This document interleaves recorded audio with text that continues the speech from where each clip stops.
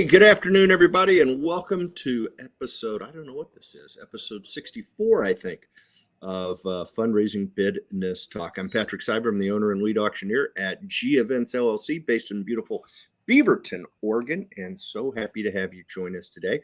We have our wonderful guest. We try to get her on at least once a month. She is a rock star, awesome guest, not to mention a wonderful auctioneer and veteran of the nonprofit world as an executive director and development director and all sorts. She's done it all, I think, and also an accomplished author.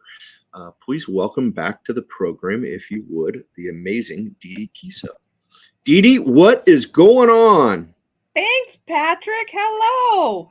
What's happening down there in sunny California? Oh, man. Lots of great stuff. Yeah, it's awesome. It's awesome. Yeah. Hey, I want to remind our viewers as you're tuning in, please, would you say hello? Tell us where you're coming in from, and as always, feel free to drop any questions in the comment box. We'd love to hear your thoughts on whether it's on the topic that Dee Dee and I are chatting about today, or if it's something else that you think we might have an answer or some insight for you on. Please, reach out and drop it in that comment box. We'd love to chat with you. So tell me what's going on, Dee Dee. Your book is off and hot and heavy. Things are going great, right? Yes, as a matter of fact, things are great. And, I'm going to be doing some webinars with the book to, you don't learn how to swim when you read a book, and you don't learn how to drive a car. So I'm going to do some webinars and throw people on hot seats and just let them kind of dig in and, pick my brain a little bit. Let's see if we can share some of the things that's coming up for them after they read the book, or what are they doing with events and how are they maximizing? And, we all learn from one another when we do these webinars and seminars. And so when you pick up my book, you'll get on the email list and we'll be letting you know when those are opening up.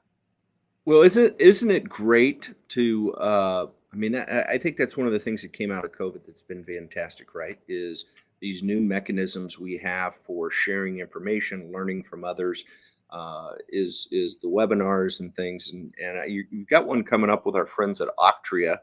And I was actually just looking up the date because I think it's July 22nd, but I don't want to say that if it's, when is it? It's July 27th. Okay, July 27th. I knew I was close. Yes, with a lovely Lori. Yes, absolutely. And I'm just going to put it. I'm going to put it on there so folks can catch up with you and Lori Hockman from Octria on July 27th. And go to it's pretty simple. Just head over to octria.com. And she'll have a listing of how to catch up there. So that is fun stuff. Hey, looky here, Tim Stewart chiming in this morning, or this afternoon, I should say. Love to see Dee Dee on the call today. You bet, Tim. How are things with you? Timmy is the real estate auction mogul right now. I mean, he's got some beautiful properties that he is doing real estate by auction, and always a wealth of knowledge for folks in that industry. So, hey, thanks, Tim, for tuning in today. We got to get together. I'm sure he's out playing golf somewhere later this afternoon, hopefully. But hey, Dee Dee, this is kind of a crazy time, not a crazy time, but it's a interesting time, let's say, in the fundraising auction business. Because as you know, we're always sensitive to what's going on in the economy and what's going on in our environment and our, there's some interesting things happening in the economy right now with, job reports and potential, the inflation situation and all the different things that are coming up. And I have noticed here in the last few weeks receiving more questions from our nonprofit clients with respect to just concerns about the future. Are you hearing some of that in your neck of the woods down there in Northern Cal? I am. And you know what? It is this. You're either Chicken Little or you're Paul Revere. And okay. Right? So the sky is not falling. Everything costs more. So we're being a little more mindful how we purchase as consumers.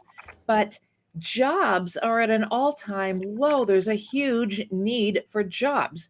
And fuel costs a lot of money, right? So you're costing a ton of money to use your gas vehicles, but electric vehicles are still 10 cents a mile. Even in Yeah. Silicon Valley, prices for electricity, it's about 10 cents a mile. So Yeah. this is not hitting everybody the same. And I'm guessing your major donors are going to want to help you even more. And I have some empirical evidence, and that is the All last right. galas I've done have all nearly doubled or more than doubled in the fund a need. Yeah, yeah, absolutely. No, I would, I may not agree with you on the whole electrical vehicle deal, but that's a subject for another time and another place. But I will say this, I think it is clear that there is a larger separation between the haves and the have-nots, right? And, Sadly, yes. whether that's right, wrong, indifferent, Mhm. it's my observation and substantiated by reading. And I would say that what that means is that the need of our nonprofits is higher than ever. The demand for their services is higher than ever. And the good news is that there's a lot of folks who have become more wealthy through this economy and through the things that have happened. And as to your point, people are being generous.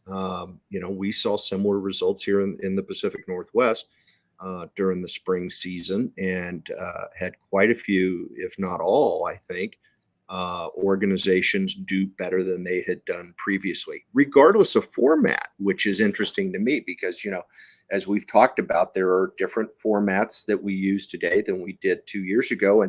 And regardless of format, we saw success across the board and we saw new highs across the board for organizations, even groups that were had maybe changed their focus a little bit, Dee Dee, from strictly a fundraising event to really trying to create a social event to feed that starvation of gathering that people have felt through COVID. They were like, hey, if we raise money, that's great. We want to raise money, but we really want to be inclusive and include more people and make it, minimize the barriers of entry to attend a social fundraising event and maybe a little bit more focus on the social side of the event. And yet they were blown away with the financial results because we're seeing people are more generous. So, I mean, it kind of begs the question, I think when we think about the economy, I think you're right. I love your comment, Paul Revere, or Chicken Little, right? And yet the question becomes, should we be fundraising right now? And it sounds to me like you and I agree. The answer is yes. Well, Patrick, some people's job is fundraiser. So at what Mhm. point are you going to decide you're not going to do your job? Right. You have, a value and a calling to go Mhm. out and give people opportunities to make joyful gifts, to be able to continue the transformation for individuals, animals, Yeah. furry friends, the environment, whoever it is, whatever it is that your organization Right. does. Your Right. job is it's a disservice not to invite and allow people to make those joyful gifts. Otherwise, what are you going to work for? What's your calling? Yeah.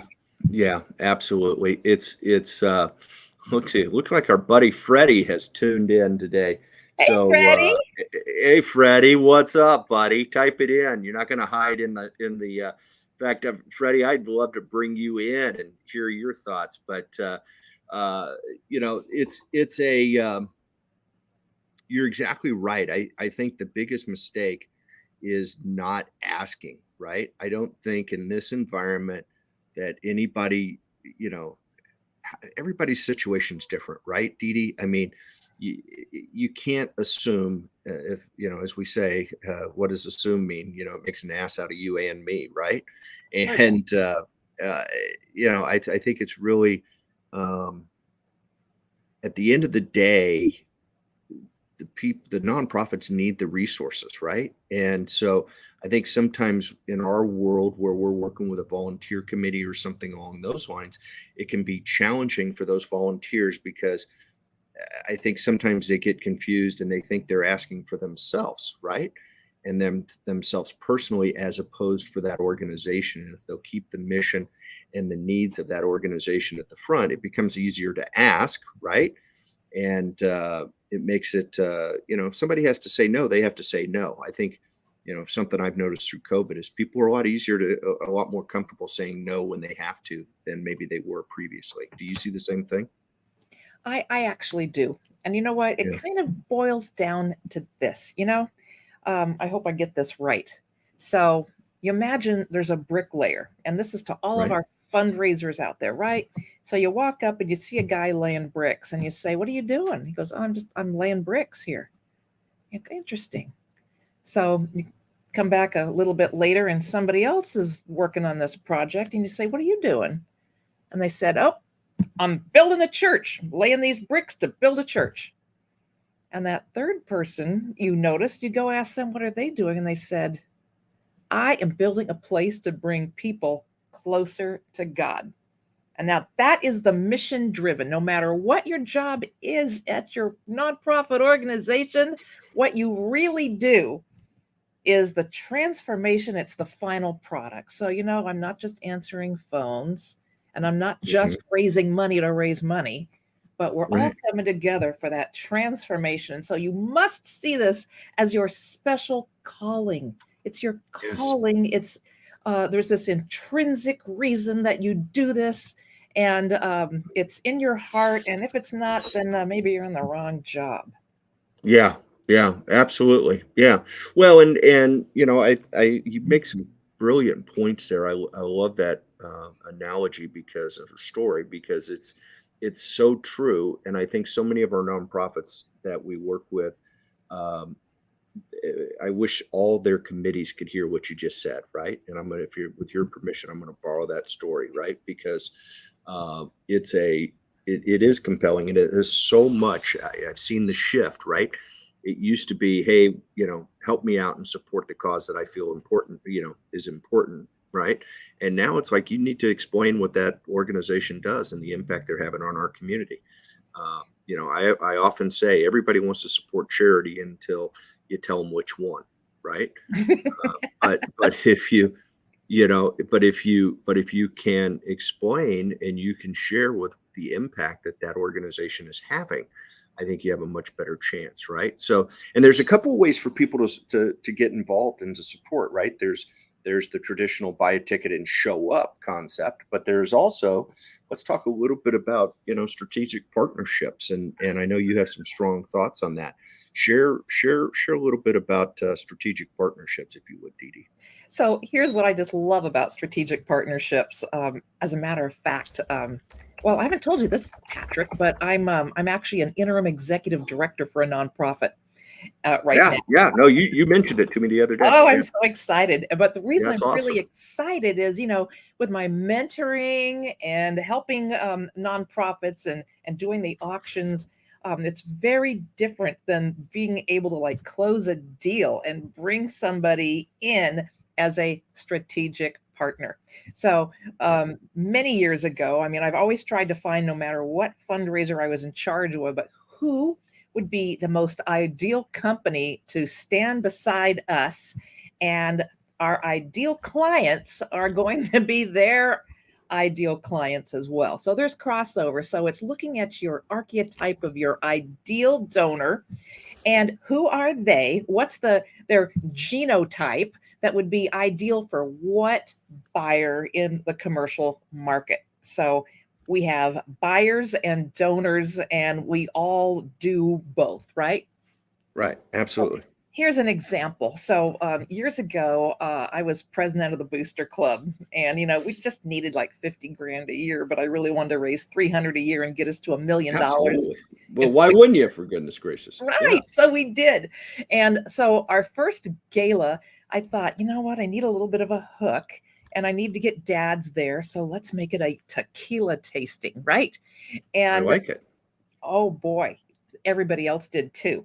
So by finding a premium tequila company, and I just called them up and told them what we were doing, and they agreed to bring all the tequila to our event and do a tasting, and they made margaritas. But there's a strategic partner, right? we had ideal clients for them, and we were in a zip code they had never been. It was a nice zip code, by the way, and we Right. happened to have our own BevMo just a few blocks away. And the guy said, "Here's one thing, my challenge: I cannot get shelf space on our, at the local BevMo." And I said, "You Right. got to be kidding me," because I know the manager. So I went to work on that, and when we ran out of tequila at the event, we got to go to BevMo, who had it on their shelf, and we bought it all out. And Absolutely. furthermore, I told everybody there, the 100 people, that this XYZ tequila company is the official tequila of this club, and we are all going to continue to drink it. And the following year, and I was kidding around, but I really feel a responsibility to send Yeah. my people to be buyers because Yeah. I want to support this. And the next year, when I called, I went up to Oakland to their headquarters. And do you know that we were the #1 selling zip code of that product? And they couldn't wait Wow. to come in. And they had even created a different product. And it's a mixer for margaritas because Oh, yeah. they had to squeeze so many limes. And we had parents Right. and everybody trying to squeeze limes to make all these. And this new product came out of that event. So, see, there's a strategic partner. And I had another one too. I needed someone to pour wine. And so I brought a real estate company in so they could show their brand, pour the wine. And do you see how that's a strategic partner? Yeah. Another nonprofit, I pulled in PG&E, and they created so many things that we couldn't even imagine, that they just solved problems for us. They built a closet for our homeless people so they could come in and find their size, and a variety of new clean clothes for them, right? And Yeah. the Yeah. possibility of solar on a homeless shelter to save in electricity. So always, who is your ideal business to come in and be a strategic partner? Yeah. It's almost like I ask folks all the time, um, when we think about potential sponsors. It's like, you know, we as the organization or the nonprofit that we represent, right? We have a toolbox. Okay. And the potential sponsor or strategic partner in your Mhm. terminology has a toolbox of theirs too, right? And sometimes if we can bring those two toolboxes together, because we all have different tools, right? That we can build something pretty elaborate if we borrow each other's tools. And take it a step further, I try to counsel groups all the time, is put yourself in the shoes of that potential partner and make sure that you understand what their goal is, right? Why would they want to get? I mean, we'd like to say it's because they want to support your cause, and that's cool. But at the same time, this is business, right? And there's a reason why they want to support your cause, and it's usually, as in your example with the tequila company, they want to sell more tequila, right? And so, how can we?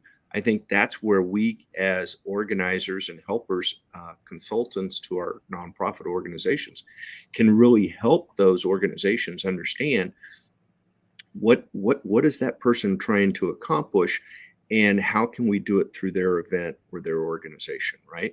And that's where I like your term strategic, okay, as opposed to sponsor, because um, sponsor appears to me to sound like, I'm going to spend some money and they're going to give me a quarter page ad in the catalog that nobody looks at, right? And that's we don't do much of that anymore. But that strategic partner is when we're going to come together as two organizations and we're going to accomplish more.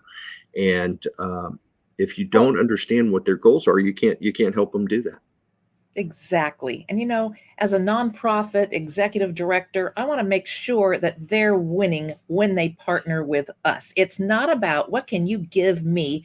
And I know because I've walked in those shoes. I've had Right. that job for years and I worked with people. It's like we got to go out and get free stuff. We've got to go out and get stuff from every small business. And oh, we're a nonprofit. Can you give it to us for free? How Yeah. dare you, right? What are you going to Yeah. do for that sponsor, that small business, that entrepreneur, right? This is a partnership, and I want to help them win as much Yeah. as I want to win. As a matter of fact, I want them to win first, And when they Yeah. win first, then I will win. Absolutely, absolutely. And you don't want to, a partnership doesn't last until the end of the event, right? A partnership continues. And I know that, for those who watched our last episode together and you talking about touching your supporters after the fact with you, did you know, which I loved, right? Your did you know emails and messaging.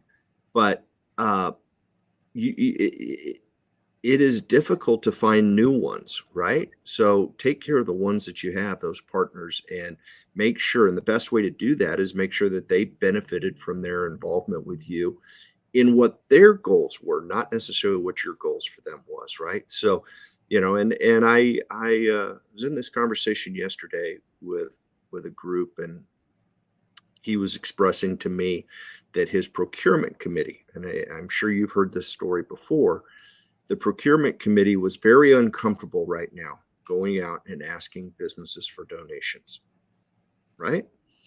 And I said to him, I said, well, I think it needs to be a paradigm shift.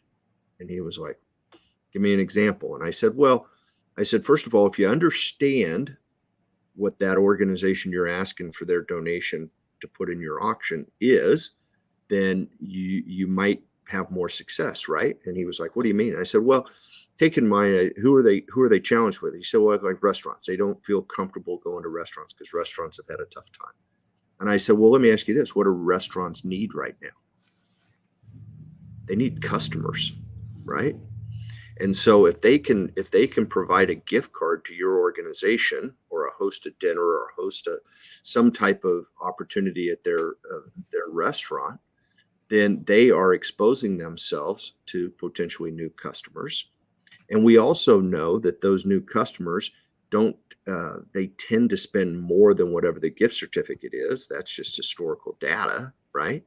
And so you're actually really helping that restaurant or that business potentially grow their business. But if you approach it from the standpoint that, hey, I've just got my tin cup out here and I'm beating on it with a spoon with my dark glasses on, asking for a donation, you're not really asking for a donation. You're asking to become a strategic partner with that group. Is that a fair statement? Is that how we evolve that a little bit differently and say, hey, I'm not asking for donations. I'm looking for strategic partners. Okay, Patrick, I'll let you steal that. Yeah, absolutely. And you know what? Here's one too. Like, I love to go. Well, you know me. I love to ask for everything. Yeah. Because I traded a 2-bedroom house for a 5-bedroom house because I asked if he would trade, and he said yes. But that's a story for another day. Yeah, exactly. You can go and just offer to buy a gift card for $25. Would you consider a $50 gift card if I pay for half? You know what? We do that. That is a home run, and we've done that a lot. We did it a lot during COVID. I'll tell you exactly what we did was we used to have I've got a school group, Dee Dee, that had traditionally the parents had gone out and got stuff and brought it back in, and they because of COVID, they were concerned they couldn't do it, right? So what they did was I said, how about we do this? How about have each parent make a nominal donation? Let's say it's $10. Okay. Now we set up in their Octria. Okay. This is great. We set it up in Octria so that there was a donation item for each classroom. Okay. So a person could go to their website, click on the classroom. We had a picture of the teacher and they could make a donation. It was an opportunity to make a $10 donation. Okay. There was also an option to do a custom amount, whatever amount they wanted. Okay. Now there's 350 kids in the school. We were optimistic that we could get about $2,500. Okay. Turned out we did a $10,000 in parent donations, right? Now, what do you do with that money? Okay. Well, the concept is we were going to take that money and we went out to local businesses that had supported them in the past, maybe with a donation of a $50 gift card, right? Mm-hmm. And we had folks walk in into the restaurant and say, hey, we'd like to purchase. You've been a loyal supporter of ours. We'd like to purchase a $50 gift card. And they're like, you're going to purchase it? And the answer was, yeah, you've been a loyal supporter. We're in a situation where we can purchase it. We think we can sell it for more, da, da, da, da, da. If you want to add more to that $50 gift card, if feel free. And almost every one that they went to added money to it, and everybody felt good, right? It was that win-win situation. So Absolutely. you're exactly right. You have to ask, right? But creating that Help strategic them partnership. first. Help Yeah, the business first. Help them win first. Then you'll yeah, win. You don't need to be yeah, greedy. So we want to yeah. think a little more like an entrepreneur, right? Mm-hmm. And Mm-hmm. I'll tell you, I've had businesses before, and I remember the years that they would call year after year. They were groups I'd never heard of in my life. We want free this, we want free that. And I say, did somebody recommend you to call? I mean, if it was one of my customers, of course, but complete strangers. And then they get snarky. And I remember I went down to the little Ace Hardware store, and Mm-hmm. the manager was so upset. And I said, Tim, what's going on? And he said, a parent just came in and they wanted a bunch of free seeds for the garden over at the XYZ school. And they said if I didn't, because I told them no a few times, and they said if I didn't, they'd tell everybody not to shop here. What's going Yeah, on with people? yeah, Come yeah, on. yeah, Nobody owes yeah. you anything, especially if you're a nonprofit. Yeah. Enroll people in the transformation and this love, this great thing you do for the world, and it will come to you. Absolutely. Yeah. No, I mean, you just can't say enough about putting, people together and creating that win-win-win, right? Is it our good friend Jill Marie who talks about, is it win-win-win? It's three wins, right? Yeah. And yeah, no, that's awesome stuff. Uh, yeah, and you just I love the term. I am going to steal it, strategic partnerships, because uh, I've despised the term. I despise the term sponsorship, and I call it supporter opportunities, or opportunities to support. And I never put a price on things. I call it an investment, right? Because I think that implies for folks that they are making an investment, and that they expect a return on that investment, right? Uh, Speaking of Octria, there's our buddy Lori chiming in. So smart when you do this and bring cash, it's almost always a yes to increase your dollars, right? Yeah, Hi, yeah, no, Lori. absolutely. Hey, Lori, hey, Lori, in case you didn't see it, we've already promoted. We have made sure that everybody catches Dee Dee with Octria and Lori on July 27th, and they're all And, going to I go. just got to tell you, I'm loving Lori and Octria because Oh this yeah, other organization that I'm working with, we just love putting together our package, and we're so excited for the transformation that we're going to be able to do. And we couldn't do it without that kind of help. So well, thank you. and absolutely, absolutely. And folks ask me all the time, about auction software, and I think it's a requirement today, and I think that I'm just blown away with the value-driven platform that Octria has come up with that performs on so many different levels.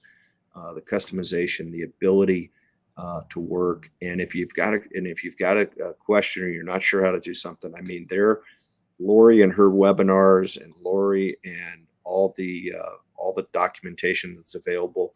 And then if all else fails, you type in the chat, and Rob responds, and he's the owner of the company. I mean, it's just magnificent. So big shout out to our friends at Octria. They're doing a great job. And I don't know about you, Dee Dee. I think we've had this conversation, but prior to COVID, I really didn't have a preference or a concern about which auction software company that our clients were using.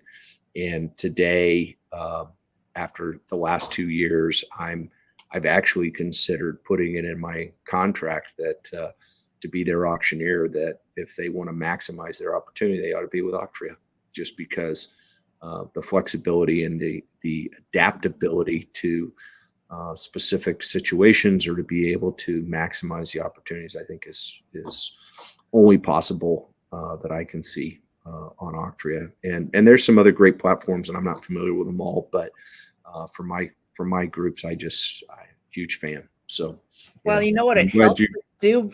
You know what it helps us do? Ka-ching. Yeah, exactly. Absolutely. Absolutely. No, it's a team effort, right? It goes back to partnership, and that's a strategic partnership, right? When you can bring a professional benefit auctioneer together with a professional benefit auction software company, right? Because there are different auction softwares, whether you're selling, antiques and collectibles, real estate, like our buddy Tim Stewart, that's a whole different platform, right? But in Well, the I'm a big Warren Buffett fan, right? And yeah, so, yeah, I absolutely. listen. That's why I go to sleep at night listening to what the Warren says, right? And 2 nights ago, he really struck it because I've been not having the best time with my website, right? And Yeah, he said, get the best person to do the best job. And you're yeah, you're absolutely right. We got Tim tuning in with real estate. We've got you yeah, doing the webinar and your auctions. We've got Freddie out there in his area killing it. And we have Lori with Octria today. And so, yeah, reach out and find the very best people to do the best job for you. And that means the best strategic opportunity for that partner. Not everybody's going to say yes. They're not the best partner for you. yeah, So you want to make absolutely. sure that you align perfectly and you get the Yeah, best results because you were thinking strategically, not chicken little, like what's the yeah, cheapest and we're afraid. No, you know, put on your yeah, armor and do what you need to do with your best absolutely. people. And as if on cue, speaking of different parts of the country, the amazing George Franco has tuned in. And George, always a pleasure. I see you are killing it again. Actually, doing some more TV. You and Dee Dee both are former TV folks, and it sounds like you're doing a little part-time TV work. But George is a phenomenal the Good News Auctioneer out of Georgia, and I actually working all over the country, but doing some great stuff. Thanks for tuning in, George.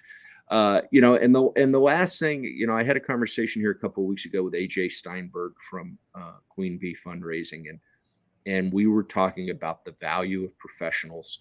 And it really reinforces what you mentioned about Mr. Buffett is that I don't think that there has been, how would I say this? I hiring the right people today has is more important than ever, right?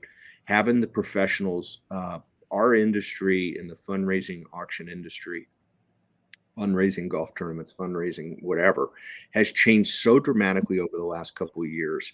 And if you're not keeping up with the latest and the greatest, I think you're leaving money on the table, right? Our Oh, you're audiences falling have behind. changed. You're Yeah, behind. You're doing it yesterday's way, and that expired. It doesn't apply yeah, today. yeah, our audiences have changed, right? And as much as some people want to go back to the same, right? They probably own a fax machine too. It's changed, and getting the right people, whether it's the benefit auctioneer, whether it's a using the right benefit auction platform for software, whether it is if you feel like you need an event organizer, if audio visual, I can't even begin to tell you how important I think audio visual. I always laughed when we first got in the business and sitting there in Worldwide and Paul C. Bear telling us all about how important benefit auctions, how important the audio visual was, and the audio. And so many times you ended up with a in-house system or whatever.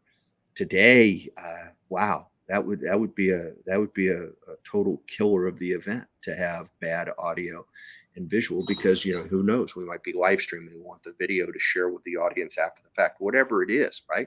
So get the right people involved with your event, and create those strategic partnerships.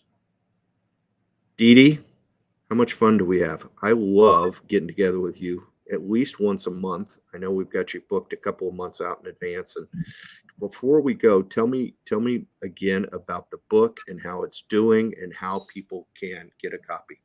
Oh, thank you, Patrick. I've had so many people download the book, and I haven't had any complaints yet. Woo! But Whew. no, I'm loving it. It's so fun, and I'm so excited to be able to just put this information out and share it with the world. And feel free to reach out. if I can talk to you about it or help you more, but go to deedekiesow.com. And for a limited time, I'm letting the planet download the ebook for free before I put it up on Amazon for the future. So there Yeah. I am. That's me.com. And Yep. thank you. Thank you for listening. Thank you for the work you do, for reaching out and making other people first so they can win. And then you'll always win. Yeah. Well, and as always, you've got a fan. Lori says she read the whole book in one sitting. I don't know how because she is a busy, busy lady, but that's impressive. She's got I'll more read it. I'll patience read than it me. to you, Patrick. I know you don't like to Yeah. sit and read, so I'll call you Well, up I tomorrow. just yeah, I'm waiting Once for the upon a audio time. version to come out. The audio tape. Like you listen to Warren, I listen to audio books at night. So anyhow, Dee Dee, thank you so very, very much for joining us again. I know we've got you booked for next month. We'll make sure everybody knows. Want to remind everybody if you tuned in late, you want to catch an episode or a previous episode, fundraisingbidnesstalk.com has all 64 episodes. And we're here every Wednesday live at noon here in the Pacific Coast. And so look forward to having everybody join you. Appreciate it. Dee Dee, thank you again, as always. Keep creating those strategic partnerships, and let's have a great day. Live it up. Bye-bye, Thank folks. you. Bye.